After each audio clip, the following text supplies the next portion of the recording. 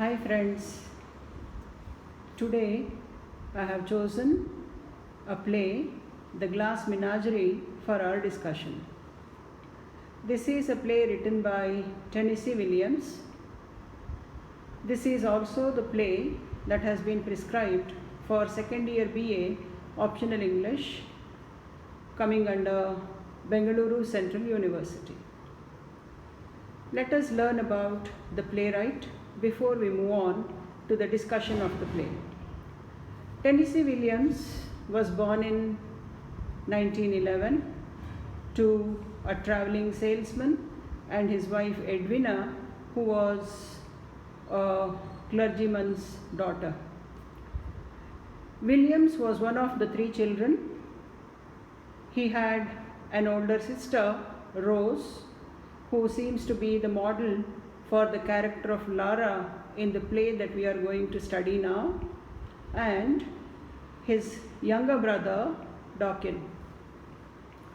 He graduated from the University of Iowa. He started writing at the age of 16 and staged some plays even when he was in his college. During the Second World War, he worked in Hollywood as a scriptwriter. The Glass Menagerie was first staged in Chicago in 1944. Overnight, Tennessee Williams had become a success. It played to full houses, and from then onwards, most of his works became extremely popular and successful. Williams won several awards, including New York Drama Critics Circle Award in 1945, and he also won the Pulitzer Prize in 1955 for his play Cat on a Hot Tin Roof. One of his most popular plays is A Streetcar Named Desire. He has left behind a body of work, 25 plays, 70 one-act plays, hundreds of short stories, 2 novels, and 5 of his plays have been made into movies. He passed away in 1983.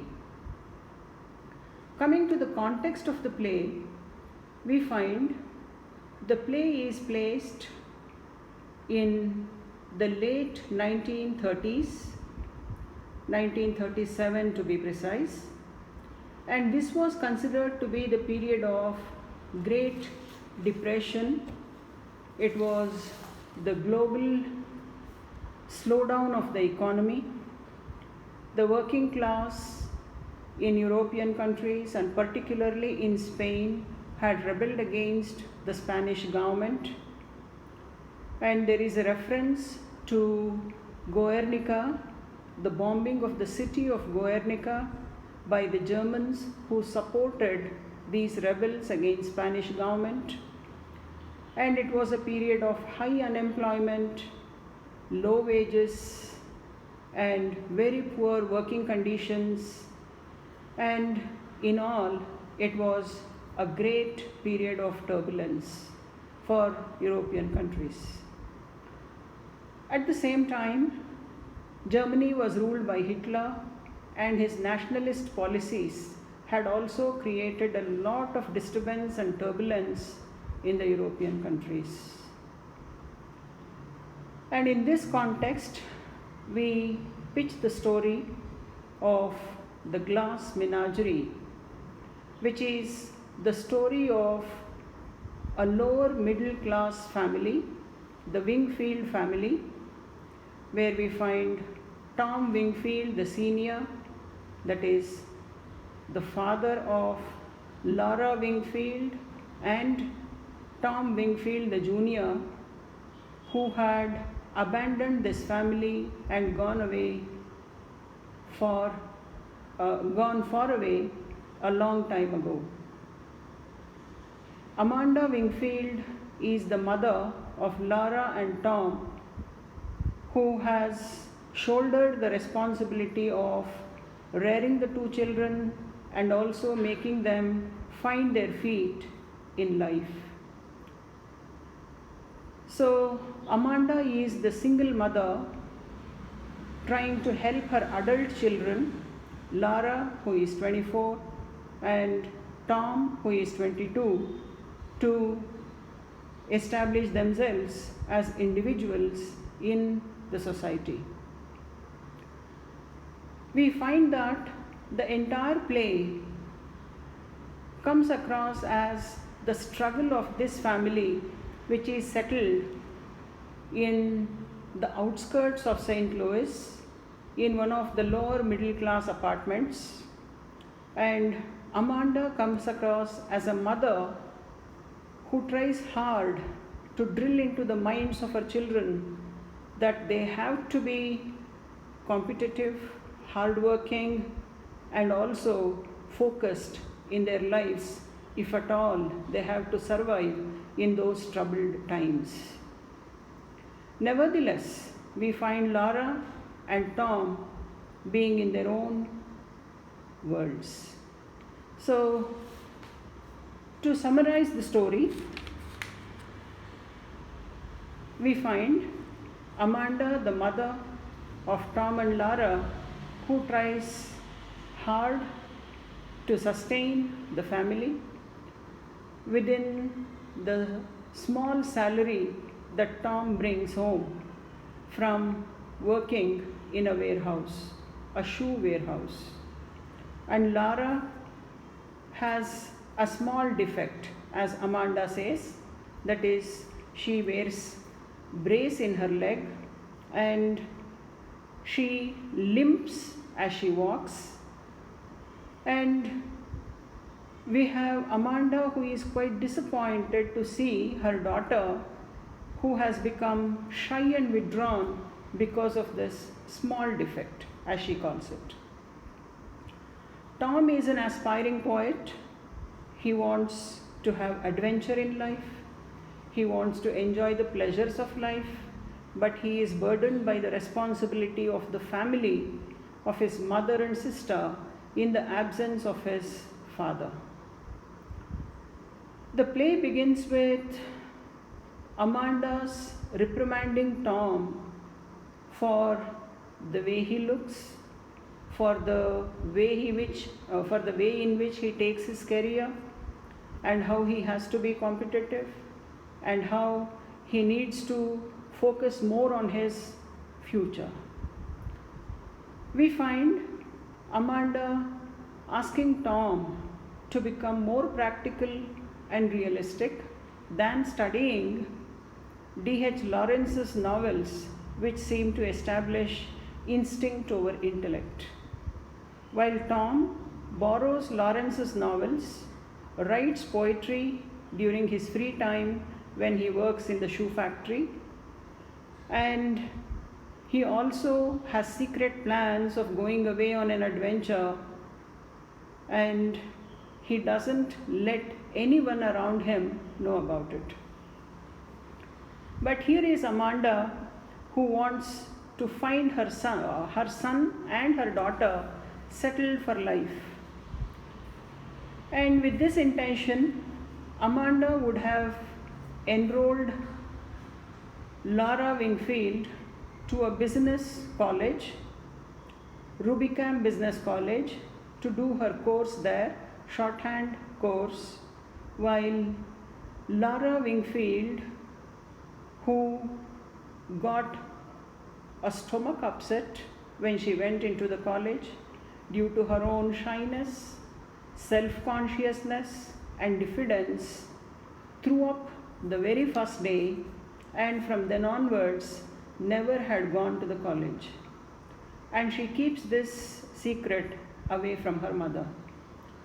And every day when she goes out to the college, she only goes into the city, roaming about the city in the cold weather, and later becomes a victim of pleurosis, a disease affected by cold.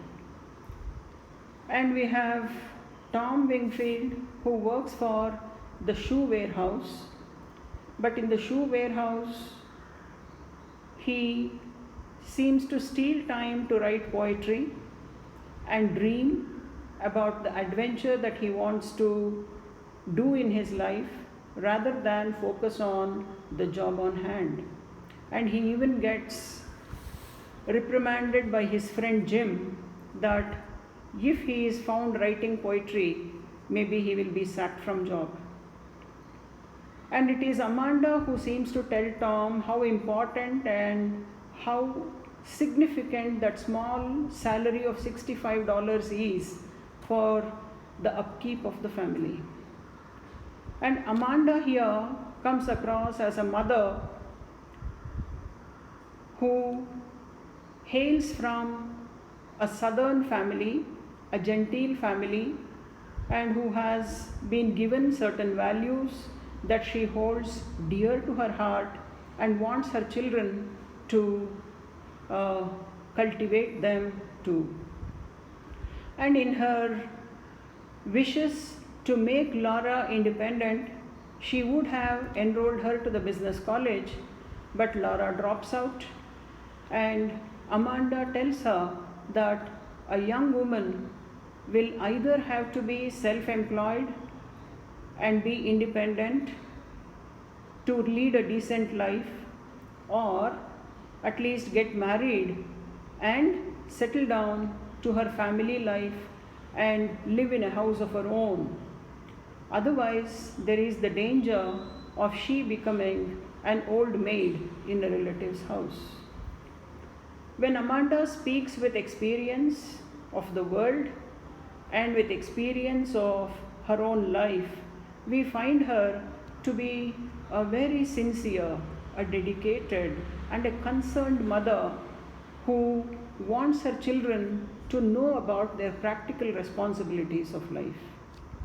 And often she tells both her children about her own background, her sophisticated family, and how she was such a sociable person, and how she had about 17 gentlemen callers on a single day because of her popularity.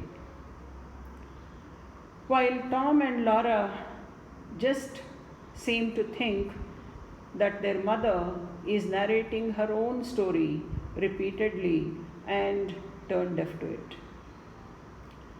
So, we find that this is a memory play, and all these characters, Amanda the mother, Tom the son, and Laura the daughter, live in their own past rather than accepting the present reality. And Amanda, as she says, she had such suitors who left great fortunes to their wives when they passed away. Also confesses before her children that she had married Tom's father, senior Tom Wingfield, just because she fell for his charm. And Tom Wingfield's picture hangs in the drawing room of the house as if to remind her of the husband who once was with her and left her for his own good with the baggage of 2 children and to deal with her life independently. So now Amanda, when she realizes that Laura is not going to take up any course or succeed in it or take up any employment to become independent in life, she wants Tom to get a match, an alliance for her. And Tom, of course, thinks that it's an added responsibility for him. Initially he is hesitant, but later thinks that he could as well get one of his friends from his workplace, that is Jim O'Connor, as the gentleman caller. So Jim is invited home, and Jim O'Connor was the classmate whom Lara had known from her high school days. That's what she realizes after Jim comes home. But she is her own hesitant, shy, and inhibited self, and she does not mingle with him. And it is again Amanda, the beautiful, vivacious, and the extroverted, theatrical elderly woman who entertains the guest and also wishes that her daughter will find a match in Jim. In the meanwhile, the power goes off, and later Amanda comes to know that Jim had been talking to Lara about their school days, and Tom, whom she tries to talk to, was avoiding her, and she realizes that he had misused the money she had given him to pay the electricity bill to register himself to go away on a merchant marine ship. So this was his escape from the realistic situation in the family, in the household. So Tom wanted to go away from the family, seek his own life and his own adventure, but Amanda is against it. And Tom, in fact, rebelliously retorts that he has been going to movies, he is into drugs, and he is drinking alcohol in trying to seek the high that he would get out of his adventurous life. And now that he feels like being in a coffin because he is burdened by the responsibilities of the family. And the attempt made by Amanda and Tom to get Jim O'Connor as the gentleman caller also falls flat, for the reason that Jim reveals during his visit that he has already been engaged and he is going strong with his relationship with another girl. And this disappoints the family. Amanda is quite hurt by Tom's irresponsibility in bringing an engaged man as a suitor to his sister. And Tom reveals that he did not know of this fact. And after an altercation, we find Amanda comforting Lara, and Tom goes away. And Tom now goes away on his adventure, leaving behind Lara and Amanda to take care of themselves. So we find how these characters, Amanda, Tom, and Lara, are caught in the turbulence of family and in the turbulence of the slowed economy, and have problems and challenges to face in their lives. And Lara becomes the symbolic glass menagerie in the play. The glass menagerie actually represents Lara, who is fragile, delicate, and also to some extent outdated. And Amanda's efforts to make her children settle down, and Amanda's struggle to make them realize the responsibilities of their lives, actually make the character a very poignant one, a very complex one. And in fact, it is said many of the actors in America vie with each other to play this character of Amanda, which is poignant and challenging at the same time.